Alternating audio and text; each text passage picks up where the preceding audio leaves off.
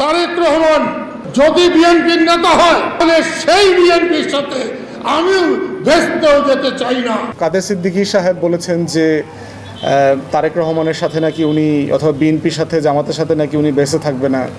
ওনার কাছে যে আবার ওহি আসা শুরু করছে আমরা তো জানতাম না। আমরা তো জানতাম যে জিবরাইল আলাইহিসসালাম ওহি আনা বন্ধ করে দিচ্ছেন, আল্লাহ রসুলের পরে আর কোনো ওহি টহি আসে না, আল্লাহ ওহি পাঠান না। এখন কাদের সিদ্দিকের কাছে ওহি আসছে, এটা একটা গুরুত্বপূর্ণ ব্যাপার। দ্বিতীয় গুরুত্বপূর্ণ ব্যাপার হচ্ছে জান্নাত জাহান্নামের ফয়সালা তো হবে আগে হাসরের ময়দানের পরে, বিচার আচার হবে, মিজানে পাল্লায় দিবে টিবে কে কত লুটপাট করছে, বাড়ি দখল করছে, বিহারীদের বাড়ি দখল করছে, মেয়েদেরকে ধর্ষণ করছে, যুদ্ধের সময় চুরি ডাকাতি করছে বিভিন্ন এলাকাতে, এগুলো বিচার আচার হবে। তো বিচার আচার হওয়ার পরে না বোঝা যাবে যে কে বেঁচে যাবে, কে জান্নাতে যাবে আর কে জাহান্নামে যাবে। উনি এত কিছু জানলেন কেমনে? তো আমার মনে হয় যে এই ধরনের উনি অসুস্থ হয়ে গেছেন।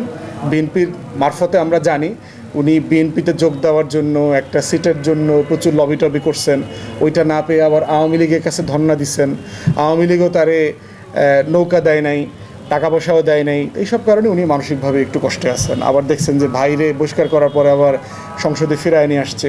এইসব মনোকষ্টতে উনি এখন দেখতেছে যে আর আপনারাও কেউ জানটান না, ওনার সামনে কোনো ক্যামেরা ট্যামেরা যায় না, ভিডিও টিডিও করে না, ওনার সাক্ষাৎকার নেন না।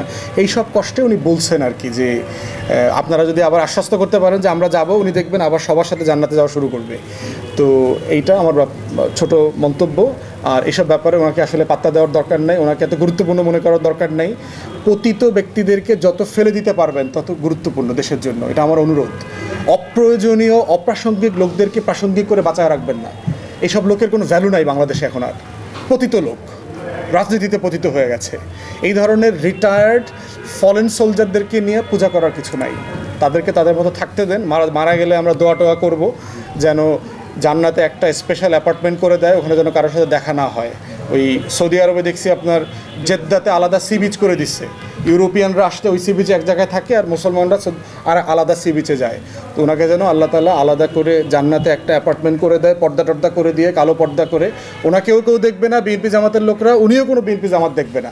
শুধু আওয়ামীময় একটা জান্নাত। ওই জান্নাতে শুধু আওয়ামী লীগের বাটপাড়া থাকবে, লুটেরারা থাকবে, ব্যাংক ডাকাতি করছে, চুরি বাটপারি করছে, ভোট ডাকাতি করছে, শয়তানি করছে, বদমাইশি করছে। গত 15-16 বছরে একটা আওয়ামীময় জান্নাতে যেন একটা ফ্ল্যাট দেয়, এই দোয়া ওনার জন্য আমাদের রইল আর কি। ধন্যবাদ।